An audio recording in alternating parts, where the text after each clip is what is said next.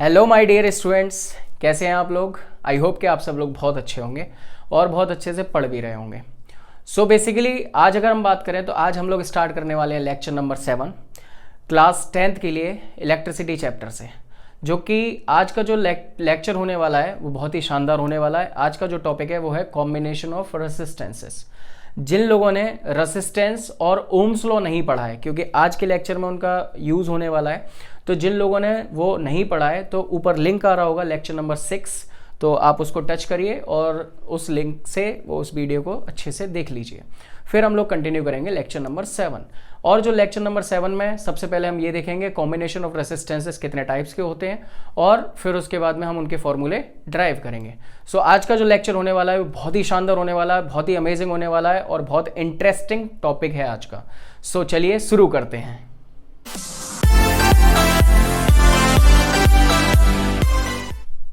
So combination of resistances. So basically इसके 2 types होते हैं। कौन से कॉम्बिनेशन होते हैं? बेसिकली इन सीरीज, ठीक है, और एक होता है इन पैरेलल। ठीक है माय डियर स्टूडेंट्स, सीरीज और पैरेलल 2 टाइप्स के कॉम्बिनेशन होते हैं। सीरीज की अगर हम बात करते हैं, अगर रेसिस्टेंसेस लाइक ये रेसिस्टेंस का सिंबल है, अगर रेसिस्टेंसेस R1, R2 और R3, ये पॉइंट A और ये पॉइंट B, अगर रेसिस्टेंसेस आपस में कनेक्टेड है एंड टू एंड, एक खत्म हो रहा है दूसरा शुरू हो रहा है, एक खत्म हो रहा है दूसरा शुरू हो रहा है, एंड टू एंड अगर रेसिस्टेंसेस कनेक्टेड हैं, तो इस कॉम्बिनेशन को हम बोलते हैं basically series combination. Clear my dear students? End to end अगर कनेक्ट है तो वो कैसा कॉम्बिनेशन है? सीरीज कॉम्बिनेशन है। अगर हम यहीं से बात करते हैं, इसको अगर हमें इफेक्टिव इसका कैलकुलेट करना है, मान लीजिए हमें टोटल रेसिस्टेंस इसके निकालनी है, तो टोटल रेसिस्टेंस निकालने के लिए जो हमारा फॉर्मूला है R equals to R1 plus R2 plus R3। Series में अगर रेसिस्टेंसेस गिवन है और हमें वैल्यू कैलकुलेट करनी है, तो हम क्या करेंगे? R equals to R1 plus R2 plus R3। और दूसरा कॉम्बिनेशन जो हमारा होता है वो कौन सा होता है my dear students? Parallel combination. Parallel combination में क्या होता है? अगर कोई कितनी भी रेसिस्टेंसेस 2 पॉइंट्स के बीच में कनेक्टेड हैं, जितनी भी, चाहे 3 हो 4 हो, जितनी भी रेसिस्टेंसेस हो, और वो सिर्फ 2 पॉइंट्स के बीच में कनेक्टेड हो, this is R1, R2 and R3, ऐसे करके R4, R5 हो सकती हैं। तो अगर ये इस तरीके से कनेक्टेड है, 2 पॉइंट्स के बीच में कनेक्टेड है, सारी रेसिस्टेंसेस 2 पॉइंट से कनेक्टेड है, then this combination is known as in parallel. ठीक है, अगर 2 पॉइंट्स के बीच में रेसिस्टेंसेस कनेक्टेड हैं तो इस कॉम्बिनेशन को बोलते हैं पैरेलल कॉम्बिनेशन। और अगर हमें इसका इफेक्टिव कैलकुलेट करना है तो इसका फॉर्मूला होता है 1/R equals to 1/R1 plus 1/R2 plus 1/R3। अगर हमें पैरेलल में इफेक्टिव कैलकुलेट करना है तो 1/R equals to 1/R1 plus 1/R2 plus 1/R3। This is how we can calculate in series and in parallel. ठीक है, अब हम इसको बेसिकली देखने वाले हैं कि हम इसको, ये जो फॉर्मूले हैं सीरीज और पैरेलल के, ड्राइव कैसे कर सकते हैं। तो इसका आप स्क्रीनशॉट ले लीजिए, it will help to make notes. तो अब सीरीज और पैरेलल को हम ड्राइव करने वाले हैं। सो बेसिकली अभी हमने पढ़ा था कि कितने टाइप्स के कॉम्बिनेशन होते हैं रेसिस्टेंसेस के, अब उनके फॉर्मूले भी देखे, अब उन फॉर्मूले को हम लोग ड्राइव करने वाले हैं। तो सबसे पहले हम लोग ड्राइव करेंगे सीरीज के लिए, और सीरीज के लिए हम लेके चल रहे हैं कि 3 रेसिस्टेंसेस सीरीज में कनेक्ट हैं, उसके लिए हम लोग फॉर्मूला यहां ड्राइव करने वाले हैं। हम बेसिकली 2 के लिए भी कर सकते हैं, और 3 से ज़्यादा अगर रेसिस्टेंसेस कनेक्ट हैं तो हम उसके लिए भी कर सकते हैं। ठीक है माय डियर स्टूडेंट्स, ये हो गया R1, R2 और ये R3। इसमें करंट फ्लो कर रहा है, क्योंकि करंट हमारा पॉजिटिव टू नेगेटिव फ्लो करता है।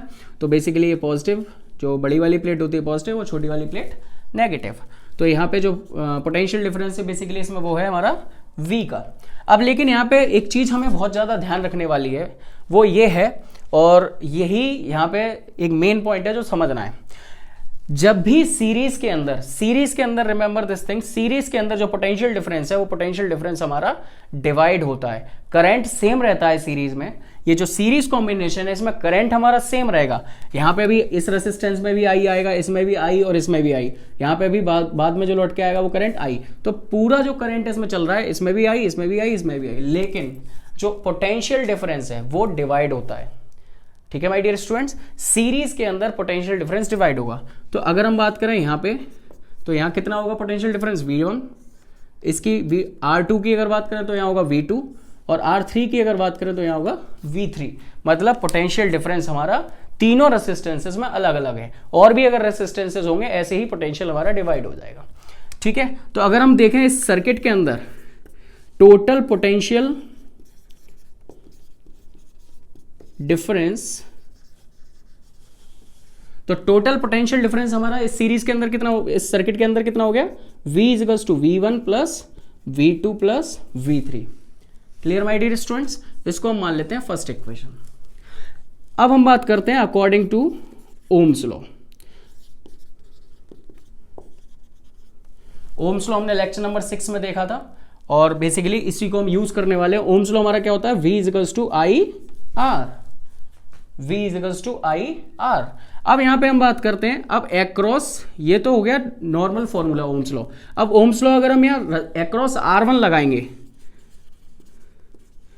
एक्रॉस R1 रेसिस्टेंस अगर हम लगाएंगे, R1 रेसिस्टेंस है इसके अंदर अगर हम कैलकुलेट करेंगे तो बेसिकली ये क्या हो जाएगा, V1 is equals to I R1। क्यों, क्योंकि करंट तो सेम है, तो करंट तो आई तीनों में रहने वाला है, बट पोटेंशियल अलग अलग है, V1 V2 V3, और ये R1 में V1, R2 में V2 और अभी R3 में V3। Similarly we have done this. Similarly अगर हम बात करें एक्रॉस R2 तो ये कितना हो जाएगा, V2 is equals to I R2। Similarly अगर हम बात करें एक्रॉस R3 तो ये हो जाएगा V3 is equals to I R3। ठीक है, अब क्या करने वाले हम लोग, V की वैल्यू, V1 की वैल्यू, V2 की वैल्यू, V3 की वैल्यू, ये सारी वैल्यू उठा के हम पुट करने वाले हैं फर्स्ट इक्वेशन में। क्लियर माय डियर स्टूडेंट्स, तो फर्स्ट इक्वेशन में अगर हम सारी वैल्यू रखेंगे तो क्या हो जाएगा, ये हो जाएगी वैल्यू हमारी I R is equals to I R1 plus I R2 plus I R3। हमने V1 V2 V3 की जगह पे ये वैल्यू पुट कर दी। अब यहाँ पे देखो कुछ कॉमन मिल रहा है, कॉमन क्या मिल रहा है, आई कॉमन मिल रही है, तो हम आई कॉमन ले लेते हैं। तो आई अगर हम कॉमन लेते हैं तो क्या हो जाएगा, आई बाहर आ गया, R1 plus R2 plus R3, आई गई आई, तो अब क्या बचा, R is equals to R1 plus R2 plus R3। यही हमारा फॉर्मूला होता है सीरीज के लिए। Clear my dear students, I hope कि आपको ये बहुत अच्छे से क्लियर हुआ होगा। आप इसका स्क्रीनशॉट ले लीजिए, फिर हम लोग करते हैं पैरेलल के लिए। तो अब हम करते हैं पैरेलल के लिए। पैरेलल की अगर बात करें, इन पैरेलल का जो डायग्राम होता है वो कैसा होता है, एक ही पॉइंट से जितने भी रेसिस्टेंसेज हैं वो एक ही पॉइंट से कनेक्टेड है। हमने यहाँ पे 3 रेसिस्टेंसेज के लिए हम कैलकुलेट कर रहे हैं, 3 रेसिस्टेंसेज के लिए इफेक्टिव रेसिस्टेंस हम कैलकुलेट कर रहे हैं।